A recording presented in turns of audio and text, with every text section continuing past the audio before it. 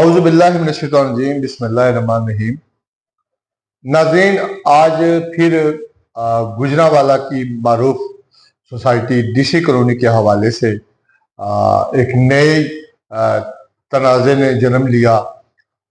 तनाज़ा नहीं कहा जा सकता, एक ऐसा मुतासरीन जो 2007 से डीसी कॉलोनी की ब्यूरोक्रेसी के ज़ेरे ताब था, आज उनको एक दोबारा अल्लाह ताला की तरफ से करम से और दोबारा उस ख़ानदान को एक खुशखबरी मिली, जो 20 साल तकरीबन इंतज़ार के बाद, लेकिन उसके ऊपर भी मुख्तलिफ ज़राए से उसके ऊपर भी खुशी पे पानी फेरने की कोशिश की जा रही है और मसाइल नए से नए जन्म ले रहे हैं। तो डीसी कॉलोनी का जब रकबा रिक्वायर हुआ, उसमें रावली के ग्रीन टाउन के बिल्कुल करीब यहाँ पर एक जाहिद परवेज भट्ट साहब और रफाकत भट्ट और अजहर भट्ट जो भाई हैं, इनकी यहाँ पर एक विरासत जमीन थी और साथ वो ईंटों का भट्ठा था, जो डीसी कॉलोनी ने एक्सटेंशन 2 के अंदर रिक्वायर की 2007 के अंदर। तो इस अरसे के दौरान कैप्टन खालिद सुल्तान साहब डीसी कॉलोनी के कई बार सदर बने, उनकी मिसिज शहीन खालिद बनी, फिर जमहूरी अमल शुरू हो गया। अमजद सलीम भट्ट साहब 2016 में पहली दफा जब इक़्तिदार में आए, उनकी पूरी टीम उस वक्त भी 2019 के अंदर अमजद सलीम भट्ट साहब ने इस फैमिली के साथ एक माहिदा किया, जो डीसी ऑफिस गुजरांवाला में हुआ। फिर उसके अंदर एक लाइन डाली गई कि ये जो मशरूत होगा, जो कोऑपरेटिव सोसाइटी का जो रजिस्ट्रार है, उसकी मशरूत इजाजत के साथ वो फिर ये लोग वहां चले गए। वहां पर 3-4 साल जद्दोजहद करने के बाद फिर एक साहब आते हैं, वो इनके खिलाफ स्टे ले आते हैं सेक्रेटरी से। तो वो 2 साल बाद उसका स्टे, जब 3 साल बाद वो रिमूव होता है, तो फिर वो उस पर अमल दरामद वहां से कोऑपरेटिव सोसाइटी से उस पर अमल शुरू हो जाता है। आज वो दिन है कि उस पर अमल दरामद होना शुरू हुआ। तो फिर मुख्तलिफ लोग जो अपने मफादात की खातर मौजूदा रजीम में और रजीम के बाहर भी इसके खिलाफ एक नई कैंपेन शुरू होगी। तो मेरे साथ मौजूद है अजहर भट्ट साहब, जो रफाकत भट्ट साहब, जाहिद परवेज भट्ट साहब के ब्रदर है। कल इनकी एक हेयरिंग थी लाहौर के अंदर, वो तमाम सूरत हाल के बारे में और असल हकाइक क्या हैं, ये अजहर भट्ट साहब से हम जानते हैं। बहुत शुक्रिया अजहर साहब, आपका कीमती टाइम देने का। थोड़ी सी बात मैंने जो बताई है, थोड़ा सा आप बताएं हमारे नाज़रीन को, असल हकाइक क्या हैं। डीसी कॉलोनी तो वैसे ही आए रोज नए से नए तनाज़ात, नए से नए स्कैंडल की जद में आती है। तो आजकल ये आप लोग खबरों में आए हुए हैं। जी अस्सलाम वालेकुम जी। 2007 जिस तरह भाई ताहिर अरा ने कहा है कि साडा मामला शुरू होया है, 2007 तो असी जलील हो रहा सा। 2019 ਦੇ ਵਿੱਚ ਆ ਕੇ ਜਿਹੜਾ ਨਾ कि साडा एग्रीमेंट होता है भट्ट साहब के नाल, ठीक, अमजद सलीम भट्ट साहब के नाल, ठीक है। जब सेक्रेटरी थे वकास कोकर साहब, ठीक है। बेसिकली उन्होंने दे नाल एग्रीमेंट होता है, तो वो ही एग्रीमेंट हुण तक चलदा हुंदा सी पिया। ठीक है। उस पर साइन अमजद सलीम भट्ट साहब और उनके रजीम के थे उस वक्त। जी जी बिल्कुल, ठीक है। वो जो उन्होंने नाल एग्रीमेंट साडा होया, ते उस तो बाद जिहड़ा ना मुख्तलिफ जियां की वजह के नाल साडा कदी ना कोई ना कोई जोड़ा ना मसला हो जाता है, रुकावट आती। और एक दफा नहीं, काफी दफा आई। ठीक है। जिस तरह अगे तुहां फरमाया गया सी, फिर रजिस्ट्रार साहब के कोल जिस तरह के उन्होंने मंजूरी सी, उत्थे गया, उन्होंने मर्जी के मुताबक सैटलमेंट हुई। एक मिनट जी, असी रजिस्ट्रार साहब के कोल पहुंचे तो उन्होंने सानू अप्रूवल चाहिए सी जिहड़ी कि ना मशरूत कर दी सी। ठीक है। उत्थे साल गुजरिया, 2 साल गुजरे, 3 साल बाद जो ना उतों सानू अप्रूवल मिलती है। ठीक है। असी अल्लाह का शुक्र अदा करें, चलो ठीक है जी, अप्रूवल हुई है। लेकिन बाद दे विच फिर कोई होर जी विच वड़ जाते हैं, साडी फिर जलालत शुरू हो जाती है कि ਇਹ ਜ਼ਲਾਲਤ ਕੀ ਹੈ ਸਰ ਕਿ ਤਾਹਰ ਸਾਹਿਬ ਕਿ ਸਾਡਾ ਭੱਠਾ ਸੀ ਕੋਈ ਤਕਰੀਬਨ 35-40 ਸਾਲ ਤੋਂ ਜਿਹੜਾ ਨਾ ਸਾਡਾ ਬਿਜ਼ਨਸ ਚੱਲਣ ਰਿਹਾ ਸੀ। ਜੀ ਸਾਡਾ ਬਿਜ਼ਨਸ ਜਿਹੜਾ ਨਾ ਉਹ ਖਰਾਬ ਕੀਤਾ ਗਿਆ, ਰਸਤੇ ਬੰਦ ਕਰਦੇ ਹੁੰਦੇ ਸਨ, ਸਾਰੇ ਮਾਮਲਾਤ ਹੁੰਦੇ ਸਨ, ਸਾਰਾ ਬਿਜ਼ਨਸ ਤਬਾਹ ਕੀਤਾ ਗਿਆ ਬਿਲਕੁਲ। ਉਹ ਹੁਣ ਵੀ ਚਲੋ ਹਜੇ ਤੱਕ ਚਿਮਨੀ ਸਾਡੀ ਜਿਹੜੀ ਨਾ ਉੱਥੇ ਮੌਜੂਦ ਹੈ ਨਿਸ਼ਾਨ ਨਹੀਂ ਮੌਜੂਦ, ਲੇਕਿਨ ਉਹ ਸਾਡਾ ਬਿਜ਼ਨਸ ਤਬਾਹ ਕਰਕੇ ਤੇ ਸਾਨੂੰ ਜ਼ਲੀਲ ਕੀਤਾ ਗਿਆ ਨਾ, ਕਿਉਂਕਿ ਨਾ ਕੋਈ ਸਹੀ ਤਰ੍ਹਾਂ ਸਾਨੂੰ ਕੋਈ ਚੀਜ਼ਾਂ ਦਿੰਦੇ ਸਨ, ਨਾ ਸੈਟਲਮੈਂਟ ਹੁੰਦੀ ਸੀ। ਔਰ ਉਸ ਤੋਂ ਬਾਅਦ ਜਿਹੜਾ ਨਾ ਦੂਸਰੇ ਬਹੁਤ ਸਾਰੇ ਬੰਦੇ ਜਿਹੜੇ ਕਿ ਸਾਨੂੰ ਬਲੈਕਮੇਲ ਕਰਨ ਲਈ ਫਿਰਦੇ ਰਹਿੰਦੇ ਹਨ ਕਿ ਠੀਕ ਹੈ ਜੀ ਅਸੀਂ ਤੁਹਾਨੂੰ ਪੈਸੇ ਦੇ ਦਿੰਦੇ ਆ ਜਾਂ ਇਸ ਤਰ੍ਹਾਂ ਕਰ ਦਿੰਦੇ ਆ, ਇਸ ਤਰ੍ਹਾਂ XYZ ਬਹੁਤ ਜ਼ਿਆਦਾ ਚੱਲਦਾ ਸੀ। ਐਟ ਦੀ ਐਂਡ ਉੱਥੇ ਆਉਂਦੇ ਕਿ ਅਪਰੂਵਲ ਹੋਈ ਸਾਡੀ, ਅੱਗੋਂ ਸਟੇ ਹੋ ਜਾਂਦਾ। ਫਿਰ ਅੱਛਾ, ਜਿਹੜਾ ਸਟੇ ਲੱਗਾ ਸੀ ਤੁਸੀਂ ਨਾਲ ਨਹੀਂ ਲੈਂਦੇ, ਮੈਂ ਲੈ ਸਕਣਾ ਕਿ ਗੋਂਦਰ ਸਾਹਿਬ ਨੇ ਸਟੇ ਤੁਹਾਡੀ ਜਗ੍ਹਾ ਤੇ ਵੀ ਲਿਆ ਸੀ, ਉਹ ਖਾਰਜ ਹੋਇਆ। ਜੀ ਬਿਲਕੁਲ ਠੀਕ, ਉਸ ਤੋਂ ਬਾਅਦ ਤੁਹਾਡੀ ਸੈਟਲਮੈਂਟ ਸ਼ੁਰੂ ਹੋਈ? ਨਹੀਂ, ਤੁਸੀਂ ਉਹ ਸੈਟਲਮੈਂਟ ਤੇ ਨਹੀਂ ਕਹਿ ਸਕਦੇ। ਉਹ ਇਹ ਵੇ ਕਿ ਅਸੀਂ ਕੋਸ਼ਿਸ਼ ਕਰਦੇ ਰਹੇ, ਉਸ ਤੋਂ ਬਾਅਦ ਵੀ ਅਮਜਦ ਭੱਟ ਸਾਹਿਬ ਆਏ ਨੇ ਦੁਬਾਰਾ ਜੀ 2023 ਚ।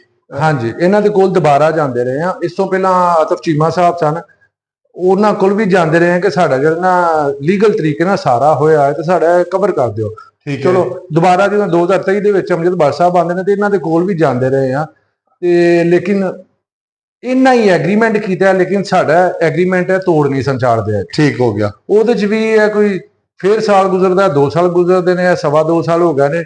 ਹੁਣ 2 ਇਨਸਾਨ ਜਿਹੜੇ ਨਾ ਉਹ ਆਉਂਦੇ ਨੇ ਸਾਹਮਣੇ, ਇੱਕ ਧਦਰਾ ਸਾਹਿਬ ਤੇ ਇੱਕ ਮੌਜ਼ਮ ਅਲੀ ਧਦਰਾ ਸਾਹਿਬ ਜੋ ਸੈਕਟਰੀ ਹੈ ਜੀ, ਮੌਜ਼ਮ ਅਲੀ ਧਦਰਾ ਸਾਹਿਬ, ਆਮਰ ਵੜਾਈ ਸਾਹਿਬ, ਆਮਰ ਹੈ ਜੋ ਨਾਇਬ ਸਦਰ ਜੀ ਨਾਇਬ ਸਦਰ ਸਾਹਿਬ। ਠੀਕ ਹੈ, ਅਸੀਂ ਤੰਗ ਆ ਕੇ ਇਹਨਾਂ ਨੂੰ ਜਿਹੜਾ ਨਾ ਇਹਨਾਂ ਅੱਗੇ ਰਿਕੁਐਸਟ ਕੀਤੀ, ਇਹਨਾਂ ਨੇ ਕਿਹਾ ਜੋ ਠੀਕ ਹੈ ਅਸੀਂ ਕਰਨੇ ਆ, ਤੇ ਹਾਲਾਂਕਿ ਉਹ ਹੈ ਸਭ ਲੀਗਲ। ਹਾਂ, ਇਹਨਾਂ ਨੂੰ ਸਿਰਫ ਰਿਕੁਐਸਟ ਇਹ ਕੀਤੀ ਕਿ ਅਸੀਂ ਜਿਹੜਾ ਨਾ ਜੋ ਤਰੀਕਾਕਾਰ ਹੈ ਵੇ ਜੈਨੂਇਨ, ਅਸੀਂ ਉਹਦੇ ਹਿਸਾਬ ਨਾਲ ਜਿਹੜਾ ਡੀਲ ਕਰਾਂਗੇ। ਅਸਾਂ ਇੱਕ ਚੁਆਨੀ ਨਹੀਂ ਦੇਣੀ ਹੈਗੀ, ਕੋਈ ਪੈਸਾ ਨਹੀਂ ਹਾਂ ਦੇਣਾ, ਨਾ ਦਿੱਤਾ ਹੈ ਨਾ ਦੇਣਾ ਹੈ। ਠੀਕ ਹੈ, ਤੁਸੀਂ ਦੇਖੋ ਆਵਾਮ ਨੂੰ ਰਾਜ਼ੀ ਕਰਨ ਵਾਸਤੇ ਇੱਥੇ ਆਏ ਹੋ ਤੇ ਉਹ ਅੱਲਾ ਨੂੰ ਹਾਜ਼ਰ ਨਾਜ਼ਰ ਜਾਣ ਤੋਂ ਆਵਾਮ ਨੂੰ ਰਾਜ਼ੀ ਕਰੋ, ਕਿਉਂਕਿ ਸਾਡੀ ਜ਼ਮੀਨ ਦੇ ਵਿੱਚ ਵੀ ਬੇਸਿਕਲੀ ਬਹੁਤ ਜ਼ਿਆਦਾ ਜਿਹੜੇ ਨਾ ਪਲਾਟ ਖਰੀਦੇ ਨੇ ਲੋਕਾਂ ਨੇ, ਕਮ 70-80 ਅਫਰਾਦ ਨੇ, ਸਿੰਗਲ ਅਫਰਾਦ, ਔਰ ਉਹਨਾਂ ਤੋਂ ਬਾਅਦ ਉਹਨਾਂ ਦੀਆਂ ਫੈਮਲੀਆਂ ਨਾਲ 200-250 ਬੰਦਾ ਹੋ ਜਾਂਦਾ ਹੈ ਕਿ ਜਿਹੜੇ ਪਿਛਲੇ ਕਈ ਸਾਲਾਂ ਤੋਂ ਪੈਸੇ ਦੇ ਕੇ ਹੱਥੋਂ ਤੇ ਉੱਥੇ ਰੁਲਦੇ ਨੇ ਪਏ, ਜਿਹੜੇ ਇੰਤਜ਼ਾਰ ਵਿੱਚ ਨੇ ਕਿ ਸਾਨੂੰ ਜਗ੍ਹਾ ਦੇਣ, ਕਬਜ਼ਾ ਦੇਣ, ਅਸੀਂ ਉੱਥੇ ਆਪਣਾ ਘਰ ਬਣਾ ਜੀ ਆਪਣਾ ਘਰ ਬਣਾਈਏ ਜਾਂ ਕੋਈ ਸੇਲ ਪਰਚੇਜ਼ ਕਰਨ ਕਿਸੇ ਹੋਰ ਜਗ੍ਹਾ ਤੇ ਜਾਣ। ਔਰ ਇਹ ਜੋ ਵੀ ਸੇਲ ਪਰਚੇਜ਼ ਕਰਨਾ ਹੈ ਜਾਂ ਉੱਥੇ ਡਿਵੈਲਪਮੈਂਟ ਹੁੰਦੀ ਹੈ, ਉਹਦੀਆਂ ਫੀਸਾਂ, ਟਰਾਂਸਫਰ ਦੀਆਂ ਫੀਸਾਂ, ਦੂਸਰੀਆਂ ਤੀਸਰੀਆਂ ਸਾਰੀਆਂ ਫੀਸਾਂ ਉਹ ਜਾਣੀਆਂ ਕਿਥੇ DC ਕਲੋਨੀ ਦੇ ਦਫ਼ਤਰ 'ਚ। ਔਰ ਮੈਨੂੰ ਨਹੀਂ ਇਹ ਸਮਝ ਆਉਂਦੀ ਹੈਗੀ ਕਿ ਜਿਹੜਾ ਹੁਣ ਸਾਡਾ ਕੋਈ 2-3 ਦਿਨ ਪਹਿਲਾਂ ਉੱਥੇ ਸਾਰਾ ਇਹਨਾਂ ਨੇ ਹੰਗਾਮਾ ਕੀਤਾ ਹੈ। ਬੇਸਿਕਲੀ ਸਾਡਾ ਜਿਹੜਾ ਐਗਰੀਮੈਂਟ ਤੇ ਅਮਲ ਦਰਾਮਦ ਕਰਵਾਇਆ ਹੈ ਉਹਨਾਂ ਨੇ ਕੋਈ ਮਹੀਨਾ 1.5 ਮਹੀਨਾ ਪਹਿਲਾਂ। ਐਗਰੀਮੈਂਟ ਉਹ ਹੀ ਹੈ, ਪੁਰਾਣਾ ਹੀ ਹੈ। ਠੀਕ ਹੈ, ਲੇਕਿਨ ਇਹ ਸ਼ੋਅ ਹੋਇਆ, ਉਹ ਅਸੀਂ ਪਹਿਲੇ ਵੀ ਡਰਨੇ ਹਾਂ ਕਿ ਨਾ ਹੀ ਸ਼ੋਅ ਹੋਏ, ਚਲੋ ਹੋਣਾ ਸੀ ਇੱਕ ਦਿਨ, ਉਹ ਹੋਇਆ ਸਾਡੇ ਨਾਲ, ਫਿਰ ਮਸਲਾ ਸ਼ੁਰੂ ਹੋ ਗਿਆ। ਮੈਨੂੰ ਇਹ ਲੋਕਾਂ ਦੀ ਨਹੀਂ ਸਮਝ ਆਉਂਦੀ ਹੈ ਜਾਂ ਮੈਂਬਰਾਂ ਦੀ ਸਮਝ ਨਹੀਂ ਆਉਂਦੀ, ਜਿਹੜੇ ਮੁਅੱਜ਼ਜ਼ ਮੈਂਬਰਾਨ ਨੇ, ਕਿ ਉਹਨਾਂ ਦੀ ਸਮਝ ਨਹੀਂ ਆਉਂਦੀ ਹੈ ਕਿ ਯਾਰ ਹੋਣਾ ਤੇ DC ਕਲੋਨੀ ਦਾ ਭਲਾ ਹੈ ਕਿ ਉੱਥੇ ਪਲਾਟ ਸੇਲ ਪਰਚੇਜ਼ ਹੋਣੇ ਨੇ, ਖਜ਼ਾਨਾ DC ਕਲੋਨੀ ਦਾ ਭਰਨਾ ਹੈ, ਉਹ ਫਿਰ ਤੁਹਾਡੇ DC ਕਲੋਨੀ ਦੇ ਉੱਤੇ ਲੱਗਣਾ ਹੈ। ਇਹਨਾਂ ਨੂੰ ਪ੍ਰੋਬਲਮ ਕੀ ਹੈ? ਆਏ ਕੀ ਲੈਣ ਨੇ? ਖਿਦਮਤ ਕਰਨ ਆਏ ਨਾ। ਠੀਕ ਹੈ। ਅੱਛਾ, ਕੱਲ ਜਿਹੜੀ ਹੀਅਰਿੰਗ ਹੋਈ ਹੈ ਉਹਦੇ ਵਿੱਚ ਇੱਕ ਅਮਲ ਦਰਾਮਦ ਜਿਹੜਾ ਹੋ ਰਿਹਾ, ਉਹਦੇ ਉੱਤੇ ਕਮੇਟੀ ਬਣਾ ਦਿੱਤੀ ਗਈ ਹੈ ਜੀ ਕਿ ਜਿਹੜੀ ਬੇਸਿਕਲੀ ਕੁਝ ਲੋਕ ਮਿਸਗਾਈਡ ਕਰ ਰਹੇ ਨੇ ਕਿ ਉਹਦੇ ਤੇ ਸਟੇ ਹੋ ਗਿਆ ਜੀ, ਰੋਕ ਦਿੱਤਾ ਗਿਆ ਅਮਲ ਦਰਾਮਦ, ਲੇਕਿਨ ਉਹਦੇ ਤੇ ਕਮੇਟੀ ਬਣਾਈ ਹੈ ਕਿ ਜੋ ਕਾਨੂੰਨ ਔਰ ਦੇ ਮੁਤਾਬਿਕ ਜੋ ਆਰਡਰ ਸੀ ਕੋਆਪਰੇਟਿਵ ਦਾ, ਉਹਦੇ ਮੁਤਾਬਿਕ ਕੀ ਅਮਲ ਦਰਾਮਦ ਹੋਇਆ, ਜੂਰੀ ਇੱਕ ਆਏਗੀ ਉਹ ਅਸੈਸਮੈਂਟ ਕਮੇਟੀ। ਸਰ ਬੈਤਹਰ ਜਿਹੜੀ ਮਰਜ਼ੀ ਜੂਰੀ ਆਈ ਹੈ ਉਹ ਕੋਈ ਪ੍ਰੋਬਲਮ ਨਹੀਂ, ਕਿਉਂਕਿ ਅਸੀਂ ਜਾਣਦੇ ਆ ਉੱਤੇ ਖੁਦਾ ਜਾਣਦਾ, ਥੱਲੇ ਆ 2-4 ਬੰਦੇ ਜਿਹੜੇ 3-4 ਮੁਅੱਜ਼ਜ਼ ਬੰਦੇ ਨੇ, ਧਦਰਾ ਸਾਹਿਬ ਜਾਂ ਅਮਜਦ ਆਮਰ ਵੜਾਈ ਸਾਹਿਬ, ਤਾਰਿਕ ਗੁਰਾਇਆ ਸਾਹਿਬ ਨੇ, ਮਦਦ ਚੀਮਾ ਸਾਹਿਬ ਨੇ, 3-4 ਬੰਦੇ ਕਿ ਇਹਨਾਂ ਜੀਆਂ ਨੇ ਜਿਹੜੇ ਨਾ ਦੇਖੋ ਸਾਡੇ ਨਾਲ ਤਾਵਨ ਕੀਤਾ, ਤਾਵਨ ਇਹ ਕੀਤਾ ਕਿ ਸਾਡੇ ਤੇ ਨੇਕੀ ਕੀਤੀ। ਤੁਹਾਡਾ ਉਹ ਮਸਲਾ ਜਿਹੜਾ 20 ਸਾਲਾਂ ਤੋਂ ਲਟਕਿਆ ਸੀ ਉਹਨੂੰ ਹੁਣ ਜਿਹੜਾ ਮਰਜ਼ੀ ਡੀਆਰ ਆਂਦਾ ਜਾਂ ਕੋਈ ਹੋਰ ਜੀਵ ਆਂਦਾ, ਜਿਹੜੀ ਮਰਜ਼ੀ ਕਮੇਟੀ ਆਏ, ਉਹਨੇ ਆ ਕੇ ਜਿੰਨੀ ਮਰਜ਼ੀ ਜਾਂਚ ਪੜਤਾਲ ਕਰ ਲੈ, ਜੋ ਜੈਨੂਇਨ ਚੀਜ਼ ਹੈ ਉਹ ਜੈਨੂਇਨ ਹੈ, ਜਿਹਦੇ ਵਿੱਚ ਕੋਈ ਉਸ ਤਰ੍ਹਾਂ ਦੀ ਕੋਈ ਸੈਟਲਮੈਂਟ ਨਹੀਂ ਹੈ, ਕੋਈ ਕਰਪਸ਼ਨ ਨਹੀਂ ਹੈ, ਤੇ ਕੱਢਣਾ ਕੀ ਨੇ? ਉਹ ਨਾ ਸਾਨੂੰ ਕੋਈ ਮਸਲਾ ਹੈ ਨਾ ਉਹਨਾਂ ਨੂੰ ਕੋਈ ਮਸਲਾ।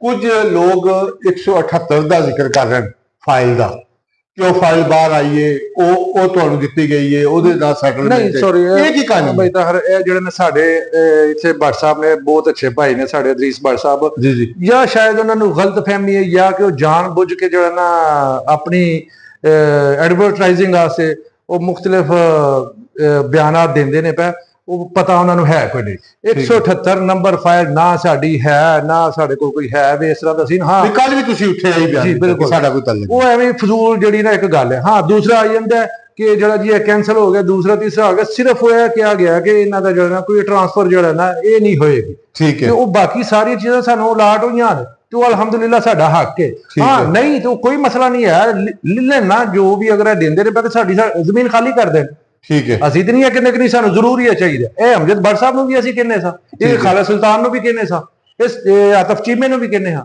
ਸਾਨੂੰ ਨਹੀਂ ਚਾਹੀਦਾ ਕੋਈ ਪਲਾਟ, ਸਾਡੀ ਜ਼ਮੀਨ ਖਾਲੀ ਕਰ ਦੇਣ, ਅਸੀਂ ਫਿਰ ਉੱਥੇ ਬਿਜ਼ਨਸ ਕਰ ਲੈਂਦੇ ਹਾਂ ਜਾਂ ਉੱਥੇ ਜਿਹੜਾ ਨਾ ਵਾਹ ਲੈਂਦੇ ਹਾਂ।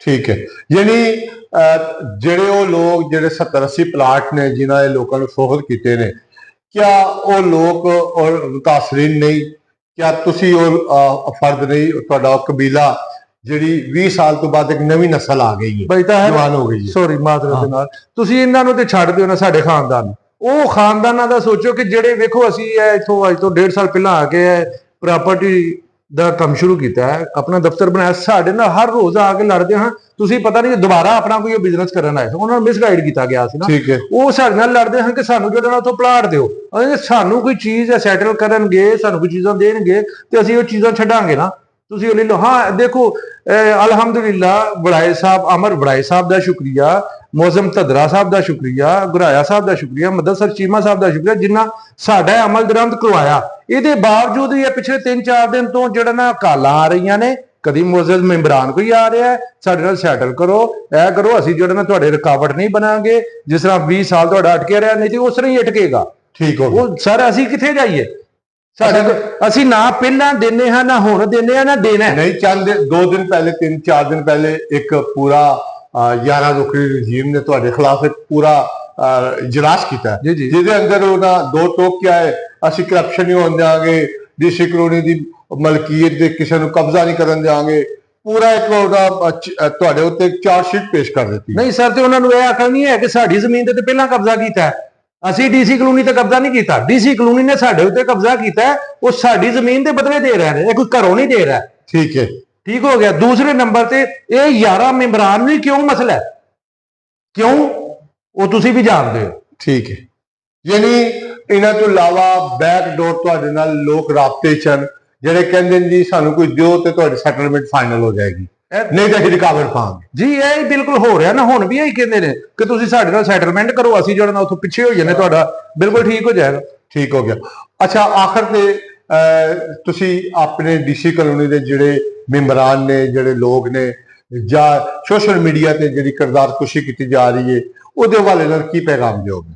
ਸਰ ਅਸੀਂ ਤੇ ਦੇਖੋ ਬਹੁਤ ਖੁਸ਼ ਹਾਂ, ਜਾਂ ਕੱਲ ਤੋਂ ਪਹਿਲੇ ਬਹੁਤ ਜ਼ਿਆਦਾ ਖੁਸ਼ ਹਾਂ। ਥੋੜੀ ਜਿਹੀ ਡਿਸਟਰਬੈਂਸ ਆਉਂਦੀ ਹੈ ਪਈ, ਪਹਿਲੇ ਨੰਬਰ ਤੇ ਅੱਲਾਹ ਤਾਲਾ ਦਾ ਬਹੁਤ ਜ਼ਿਆਦਾ ਸ਼ੁਕਰੀਆ ਅਦਾ ਕਰ ਰਹੇ ਹਾਂ। ਫਿਰ ਉਸ ਤੋਂ ਬਾਅਦ ਸਾਡੇ ਉਹ ਦੋਸਤ ਭਾਈ ਜਿਹੜੇ ਸਾਡੇ ਨਾਲ ਖਲੋਤੇ ਰਹੇ ਸਾਡੇ ਮਾਮਲਿਆਂ ਦੇ ਨਾਲ 20 ਸਾਲ ਤੋਂ, ਕੋਈ ਛੋਟਾ ਕੰਮ ਨਹੀਂ ਹੈ, ਕਦੀ ਹਾਈ ਕੋਰਟ, ਕਦੀ ਸੁਪਰੀਮ ਕੋਰਟ, ਕਦੀ ਰਜਿਸਟਰਾਰ, ਕਦੀ ਸੈਕਟਰੀ ਦੇ ਕੋਲ, ਕਦੀ ਸੈਸ਼ਨ ਕੋਰਟ ਦੇ ਵਿੱਚ ਜਾਣਾ, ਉਹ ਬਹੁਤ ਜ਼ਿਆਦਾ ਸਾਡਾ ਟਾਈਮ ਜ਼ਾਇਆ ਹੋਇਆ। ਉਹਦੇ ਵਿੱਚ ਸਾਡੇ ਜਿਹੜੇ ਨਾ ਕੋਈ ਅੱਧੀ ਨਸਲ ਜਿਹੜੀ ਨਾ ਖਤਮ ਵੀ ਹੋਈ ਹੈ, ਅੱਗੋਂ ਵੀ ਬੱਚੇ ਜਿਹੜੇ ਨਾ ਜਵਾਨ ਹੋ ਗਏ ਨੇ, ਜਵਾਨ ਹੋ ਗਏ ਨੇ। ਔਰ ਇਸ ਤੋਂ ਬਾਅਦ ਅਸੀਂ ਨਾਇਬ ਸਦਰ ਆਮਰ ਵੜਾਏ ਸਾਹਿਬ ਦਾ, ਮੁਅੱਜ਼ਮ ਅਲੀ ਧਦਰਾ ਸਾਹਿਬ ਸੈਕਟਰੀ ਸਾਹਿਬ ਦਾ, ਗੁਰਾਇਆ ਸਾਹਿਬ ਦਾ, ਮਦਸਰ ਚੀਮਾ ਸਾਹਿਬ ਦਾ, ਹੋਰ 3-4 ਜੀ ਨੇ, ਉਹਨਾਂ ਦਾ ਬਹੁਤ ਜ਼ਿਆਦਾ ਸ਼ੁਕਰੀਆ ਅਦਾ ਕਰਨੇ ਆ। ਔਰ ਇਹ ਜਿਹੜੇ ਸਾਡੇ ਖਿਲਾਫ ਖਲੋਤੇ ਨੇ ਜਾਂ ਕਰਦੇ ਨੇ, ਸਾਡੇ ਖਿਲਾਫ ਤੇ ਨਹੀਂ, ਉਹ ਬੇਸਿਕਲੀ ਡੀਸੀ ਕਲੋਨੀ ਦੇ ਖਿਲਾਫ ਨੇ, ਕਿਉਂਕਿ ਅਸੀਂ ਤੇ 20 ਸਾਲ ਬਾਅਦ ਵੀ ਲੈ ਲਾਂਗੇ। ਠੀਕ ਹੈ, ਲੇਕਿਨ ਬੇਸਿਕਲੀ ਇਹ ਡੀਸੀ ਕਲੋਨੀ ਨੂੰ ਨੁਕਸਾਨ ਪਹੁੰਚਾਉਂਦੇ ਨੇ, ਸਾਨੂੰ ਨੁਕਸਾਨ ਨਹੀਂ ਪਹੁੰਚਾਉਂਦੇ ਹੈਗੇ। ਠੀਕ ਹੈ, ਜਿਨ੍ਹਾਂ ਨੇ ਪਹਿਲਾਂ ਇਹਨਾਂ ਨੇ ਪਲਾਟ ਸੇਲ ਕੀਤੇ ਨੇ ਆਪਣੀਆਂ ਹਕੂਮਤਾਂ ਦੇ ਵਿੱਚ, ਹੁਣ ਦੁਬਾਰਾ ਤੋਂ ਇਸ ਚੀਜ਼ ਨੂੰ ਜਿਹੜਾ ਨਾ ਰਗੜਨ ਡੈਨ। ਠੀਕ ਹੈ, ਯਾਨੀ ਤੁਸੀਂ ਕਿਸੇ ਨੂੰ ਕੋਈ ਕਮਿਸ਼ਨ, ਕੋਈ ਚੀਜ਼ ਸੈਕਟਰੀ ਸਾਹਿਬ ਜਾਂ ਜਿਨ੍ਹਾਂ ਲੋਕਾਂ ਤੁਹਾਡੇ ਦਾਅਵੇ ਕਿ ਕੋਈ ਡੀਲ ਨਹੀਂ ਹੈ ਬੈਂਕ ਦੀ? ਨਹੀਂ ਸਰ, ਉਹ ਤੇ ਅੱਗੇ ਵੀ ਮੈਂ ਇੱਕ ਇੰਟਰਵਿਊ ਦੇ ਵਿੱਚ ਕਿਹਾ ਸੀ ਕਿ ਮੁਅੱਜ਼ਮ ਅਲੀ ਧਦਰਾ ਸਾਹਿਬ ਦੇ ਨਾਲ ਮੇਰੀ 2 ਦਫਾ ਬਜ਼ਾਤੇ ਖੁਦ ਝੜਪ ਹੋ ਚੁੱਕੀ ਹੈ। ਕਿਉਂ? ਉਹਦੀ ਵਜ੍ਹਾ ਕੀ ਸੀ ਕਿ ਉਹ ਸਾਡੀ ਜਿਹੜੀ ਨਾ ਵੈਲਿਊ ਉਹ ਡਿਸਾਈਡ ਨਹੀਂ ਸੀ ਹੁੰਦੀ। ਅਸੀਂ ਆਨੇ ਆ ਕਿ ਨਹੀਂ, ਜੋ ਰਾਣਾ ਸਾਹਿਬ ਦਾ ਜਿਸ ਤਰ੍ਹਾਂ ਕਿ ਰਜਿਸਟਰਾਰ ਸਾਹਿਬ ਨੇ ਆਰਡਰ ਕੀਤਾ, ਆਰਡਰ ਜਿਹੜਾ 2023 ਚ ਕੀਤਾ ਕਿ ਰਾਣਿਆਂ ਦੇ ਨਾਲ ਜਿਸ ਤਰ੍ਹਾਂ ਡੀਲ ਹੋਈ ਹੈ ਉਹਨਾਂ ਦੇ ਮੁਤਾਬਕ ਬਟਾਂ ਨੂੰ ਵੀ ਦਿਓ। ਠੀਕ ਹੋ ਗਿਆ। ਅਸੀਂ ਉਹ ਉਸ ਵੈਲਿਊ ਦੇ ਹਿਸਾਬ ਨਾਲ ਮੰਗਦੇ ਸਾਂ। ਚਲੋ ਉਹ 2 ਦਫਾ ਝੜਪ ਹੋਈ ਸੈਕਟਰੀ ਸਾਹਿਬ ਦੇ ਨਾਲ, ਲੇਕਿਨ ਉਸ ਤੋਂ ਬਾਅਦ ਸਾਡਾ ਉਹ ਵੈਲਿਊ ਲਵਾ ਕੇ ਸੈਟਲਮੈਂਟ ਸਟੇਟ ਬੈਂਕ ਦੇ ਜ਼ਰੀਏ ਸਟੇਟ ਬੈਂਕ ਦੇ ਜ਼ਰੀਏ ਵੈਲਿਊ ਲੱਗੀ, ਉਹ ਪਿਓਰ ਔਰ ਪੂਰੀ ਵੈਲਿਊ ਲੱਗੀ, ਅਸੀਂ ਹੈਪੀ ਹਾਂ। ਠੀਕ ਹੋ ਗਿਆ ਜੀ ਤਾਹਿਰ ਭਾਈ, ਦੇਖੋ ਹੁਣ ਇੱਕ ਇਸ ਤਰ੍ਹਾਂ ਹੀ ਮਸਲਾ ਹੈ ਐਕਸਟੈਂਸ਼ਨ 3 ਦਾ। ਉਹ ਅਸੀਂ ਵੀ ਆ ਕੇ ਇੱਥੇ ਇਨਵੈਸਟਮੈਂਟ ਕੀਤੀ, ਫਾਈਲਾਂ ਵਗੈਰਾ ਲਈਆਂ, ਸਾਰੇ ਕੰਮ ਕੀਤੇ, ਬਹੁਤ ਜ਼ਿਆਦਾ ਦੁਨੀਆ ਨੇ ਵੀ ਕੀਤਾ। ਹੁਣ ਸੈਕਟਰੀ ਸਾਹਿਬ ਕੋਸ਼ਿਸ਼ ਕਰਕੇ, ਸੈਕਟਰੀ ਮੋਜ਼ਮ ਅਲੀ ਧਦਰਾ ਸਾਹਿਬ ਇਹ ਕੋਸ਼ਿਸ਼ ਕਰਕੇ ਉਧਰ ਕੰਮ ਸ਼ੁਰੂ ਕਰਵਾਉਂਦੇ ਨੇ। ਐਕਸਟੈਂਸ਼ਨ 3 ਦਾ ਧੂਮ ਤੱਕ ਇਤਲਾ ਹੋਇਆ ਔਰ ਅਲਹਮਦੁਲਿਲਾ ਮਾਸ਼ਾਅੱਲਾ ਜਿਹੜਾ ਨਾ ਕਿ ਉਹਦਾ ਰੇਟ ਸਟੇਬਲ ਵੀ ਹੋਇਆ, ਲੋਕ ਖੁਸ਼ ਵੀ ਹੋਏ। ਪਹਿਲੇ ਤੇ ਜਿਹੜੇ ਨਾ ਚਿਹਰੇ ਬੁਝੇ ਬੁਝੇ ਨਜ਼ਰ ਆਉਂਦੇ ਹਨ, ਲੇਕਿਨ ਜਿਹੜਾ ਨਾ ਜਦੋਂ ਕੰਮ ਸ਼ੁਰੂ ਹੋਇਆ ਉਹ 2-3 ਮਾਹ ਰਿਹਾ, ਲੋਕਾਂ ਨੇ ਜਿਹੜਾ ਨਾ ਬੜੀ ਖੁਸ਼ੀ ਮਨਾਈ ਔਰ ਉਹਨਾਂ ਦਾ ਰੇਟ ਵੀ ਅੱਛੇ ਹੋ ਰਹੇ ਹਨ। ਲੇਕਿਨ ਉਸ ਤੋਂ ਬਾਅਦ ਕੀ ਹੋਇਆ, ਇੱਕਦਮ ਸਭ ਠੱਪ। ਉਹ ਕੌਣ ਕਰਵਾਉਂਦਾ ਪਿਆ? ਇਹ ਮੈਂਬਰਾਂ ਜਿਹੜੇ ਮੋਅਜ਼ਜ਼ ਮੈਂਬਰਾਂ ਜਿਹੜੇ ਨੇ ਜਾਂ ਆਪਣੇ ਸਦਰ ਸਾਹਿਬ ਜਿਹੜੇ ਨੇ, ਇਹ ਕਿਉਂ ਜਿਹੜਾ ਨਾ ਹਰ ਉਹ ਕੰਮ ਜਿਹੜਾ ਹੋਣਾ ਹੁੰਦਾ, ਅੱਛਾ ਹੋਣਾ ਹੁੰਦਾ, ਉਹਦਾ ਬੇੜਾ ਗਰਕ ਕਰਕੇ ਰੱਖ ਦਿੰਦੇ ਨੇ। ਤੇ ਅਗਰ ਇਹਨਾਂ ਦੇ ਮਾਮਲਾ ਤਾਂ ਨੇ ਜਦੋਂ ਵੀ ਹੁੰਦਾ, ਸਾਡੇ ਕੁਝ ਮੋਅਜ਼ਜ਼ ਮੈਂਬਰਾਂ ਜਾਂ ਸਦਰ ਸਾਹਿਬ ਹੈ ਕਹਿੰਦੇ ਨੇ ਮੇਰੀ ਸੁਣੀ ਨਹੀਂ ਜਾਂਦੀ ਹੈ ਜਾਂ ਮੇਰੀ ਮੰਨਦੇ ਨਹੀਂ ਹੈ। ਉਹ ਯਾਰ ਨਹੀਂ ਸੁਣੀ ਜਾਂਦੀ ਤੇ ਖੁਦਾ ਦਾ ਖੌਫ ਖਾਓ, ਅਸਤੀਫੇ ਦੇ ਦਿਓ, ਛੱਡੋ ਜਾਨ, ਛੱਡ ਦਿਓ। ਠੀਕ ਹੈ। ਕਿਉਂ ਤੁਸੀਂ ਜਿਹੜਾ ਆਂਦੇ ਕਿ ਗੰਨਾ ਲੈ ਕੇ ਫਿਰਨੀਆਂ ਨੇ ਜਾਂ ਇੰਜ ਕਰਨਾ ਜਾਂ ਗੰਨਾ ਦੇ ਜਿਹੜਾ ਨਾ ਇਹਨਾਂ ਨੂੰ ਮਨਾ ਕਰੀਏ, ਉਹ ਤੁਸੀਂ ਕਿਉਂ ਨਹੀਂ ਆਪੀ ਜਾਨ ਛੱਡ ਦਿੰਦੇ? ठीक हो गया। कि कहो ਅਸੀਂ ਘਰ जाने नहीं भाई किसी को नहीं पई। ठीक हो गया।